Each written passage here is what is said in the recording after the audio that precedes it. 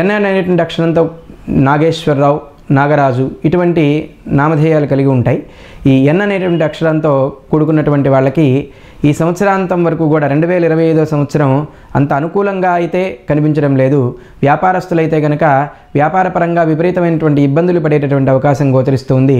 వ్యవసాయం చేసేటటువంటి వారికి కానీ వీరికి అన్ని విధాలా కూడా చికాకులు కనిపిస్తూ ఉన్నాయి. కనుక జాగ్రత్తగా ఉండడం అనేటువంటిది వీరికి ముఖ్యంగా చెప్పవలసినటువంటి సూచన.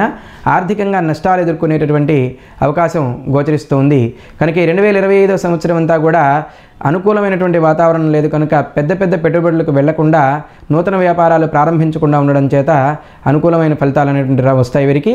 వీరు తప్పనిసరిగా ఆంజనేయ స్వామి వారి యొక్క ఆరాధన చేయడం మూలకంగా, శివాలయంలో తేనెతోటి అభిషేకం చేయించడం మూలకంగా మంచి ఫలితం అనేటువంటిది పొందుతారు.